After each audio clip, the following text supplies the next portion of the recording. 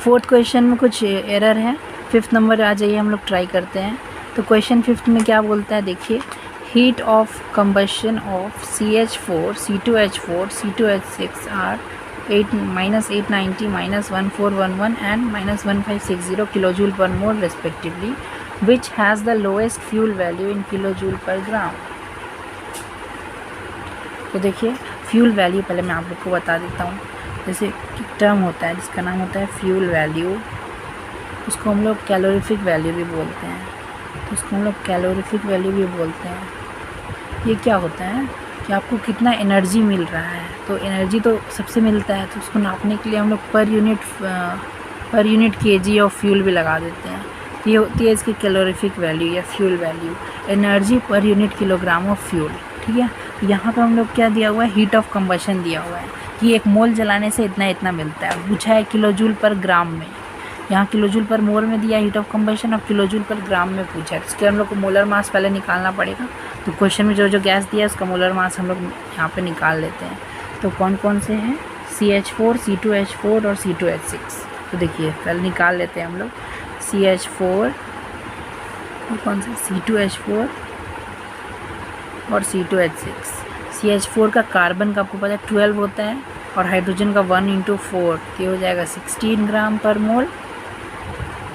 और C2H4 का निकाल लीजिए तो ये हो जाएगा 12 × 2 + 1 × 4, 24 + 4 दैट इज़ 28 ग्राम पर मोल। और C2H6 का 12 × 2 + 1 × 6, 24 + 6 विच इज़ 30 ग्राम पर मोल। तो ये आपके इन तीनों के मोलर मास निकल गए। ठीक है, हम लोग को एनर्जी पर यूनिट किलोग्राम निकालना है। हम लोग को दिया हुआ है एनर्जी पर यूनिट मोल, तो हम लोग को एनर्जी पर यूनिट किलोग्राम निकालना है, और दिया हुआ है एनर्जी पर यूनिट मोल, है ना। तो इसको अगर हम लोग मोल पर किलोग्राम से या मोल पर ग्राम से डिवाइड कर देंगे तो ये हम लोग का आ जाएगा, है ना। तो ये दोनों कट के यही तो आएगा, तो यही हम लोग करेंगे। देखिए क्वेश्चन में हम लोग को एनर्जी पर यूनिट मोल दिया हुआ है, तो पहले हम लोग सारे गैस का एक एक करके निकालते हैं। ठीक है, इसको हम लोग मान लीजिए किस देर के लिए डेल्टा से डिनोट कर देते हैं। तो डेल्टा फॉर CH4 निकालेंगे हम लोग, और C2H4 निकालेंगे, और C2H6 निकालेंगे। ठीक है, तीनों का डेल्टा निकाल लेंगे हम लोग। डेल्टा क्या है, इस क्वांटिटी को मैंने डेल्टा बोल दिया, एनर्जी पर यूनिट ग्राम को। ठीक है, energy per unit mole question में दिया हुआ कितना रिलीज़ होता है, नेगेटिव साइन ये बताता है कि एनर्जी रिलीज़ हो रहा है। -890 इसका दिया हुआ है, और इसका दिया हुआ है -1411, उसका दिया है -1560। ठीक है, अब इसको ग्राम पर मोल पर ग्राम से मल्टीप्लाई करना है, मतलब ग्राम पर मोल से डिवाइड करना है। तो मोलर मास से डिवाइड कर देंगे तो पता चल जाएगा हम लोग को, इसको मोलर मास से डिवाइड करेंगे। CH4 का यहाँ हम लोग निकाले थे 16 था, C2H4 का यहाँ हम लोग निकाले थे 28 था, और C2H6 का हम लोग निकाले 30 था। 30 से डिवाइड कर देंगे, तो इसको डिवाइड कर लेते हैं। तो ये कितना हो जाएगा, 16 5 × 65, 6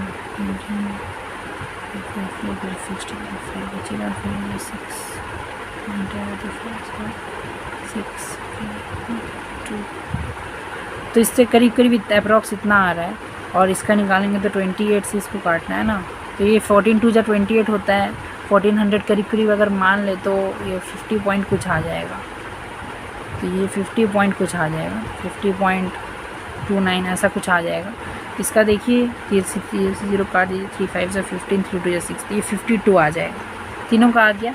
तो ये माइनस साइन ये बता रहा है ये वैल्यू एनर्जी रिलीज़ हो रहा है। तो सबसे क्वेश्चन में क्या पूछा है, विच has the lowest fuel value in kilojoule per gram. Lowest fuel value तो lowest energy per unit kilogram जो रिलीज़ कर रहा है। तो इन तीनों में सबसे कम कौन रिलीज़ कर रहा है, C2H4 ना। माइनस तो ये बताता है कि रिलीज़ हो रहा है एनर्जी, माइनस के हिसाब से नहीं, मैग्नीट्यूड हम लोग को कंपेयर करना रहता है। तो मैग्नीट्यूड के हिसाब से ये सबसे कम है। ठीक है, तो यही हो गया सबसे लोएस्ट जो पूछा है क्वेश्चन में, लोएस्ट फ्यूल वैल्यू जिसका है। तो इसका लोएस्ट फ्यूल वैल्यू है, तो C2H4 हो जाएगा हम लोग का आंसर, ऑप्शन नंबर बी। ठीक है, 6 नंबर पे आते हैं। The standard heat of combustion of hydrocarbon compound is an. तो ये स्टैंडर्ड हीट ऑफ कंबशन क्या है, तो हीट एज सच तो एक्सटेंसिव होता है, लेकिन हीट ऑफ कंबशन तो पर यूनिट मोल डिफाइंड होता है ना, तो हीट पर यूनिट मोल होता है, तो ये इंटेंसिव हो जाएगा।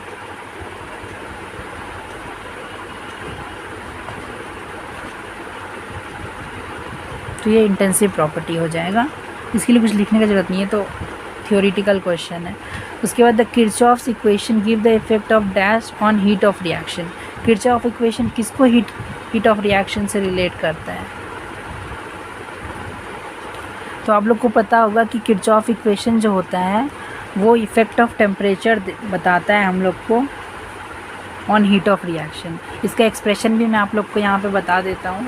इसका एक्सप्रेशन क्या होता है, अगर आप लोग जानते हैं तो फिर भी एक बार देख लीजिए, रिवीजन हो जाएगा आप लोग का। तो किरचॉफ्स इक्वेशन है, यहाँ पे बता देता हूँ।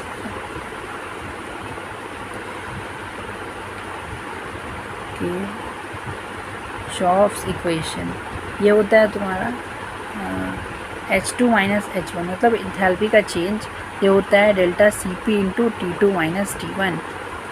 टेम्परेचर, इंथैल्पी को टेम्परेचर से रिलेट करता है ये किरचॉफ्स इक्वेशन।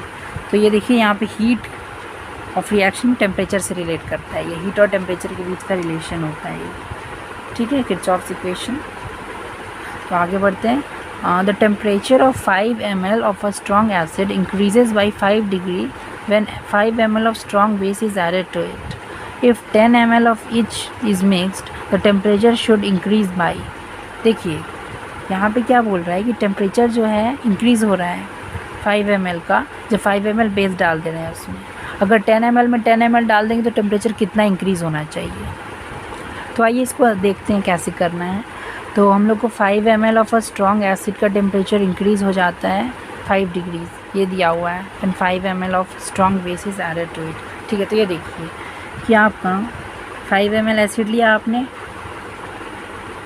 और इसमें आपने 5 ml बेस डाल दिया, आपका टेम्परेचर 5 डिग्री से राइज़ हो गया, ठीक है। अगर आप 10 ml एसिड लेते हो और 10 ml बेस लेते हो तो यहाँ टेम्परेचर कितना डिग्री से राइज़ होगा? T डिग्री मान लेते हैं। T का वैल्यू इन तीनों में से कोई एक को या कैन नॉट बी नोन हो सकता है।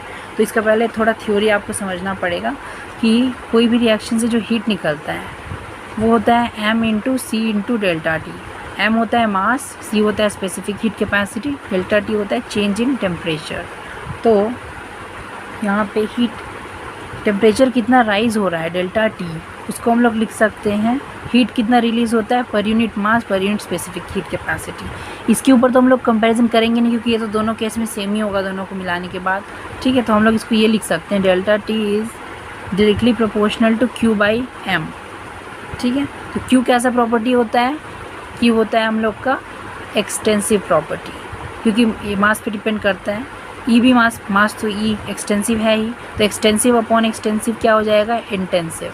तो डेल्टा टी इस केस में इंटेंसिव हो जाएगा। तो यहाँ पे जो टेम्परेचर इंक्रीज़ है वो 5 डिग्री ही होना चाहिए, क्योंकि टेम्परेचर Q बाई M पे डिपेंड करता है और Q एक्सटेंसिव है और मास भी एक्सटेंसिव है, तो टेम्परेचर इंटेंसिव हो जाएगा। तो ये इंटेंसिव होना चाहिए, इसलिए ये भी 5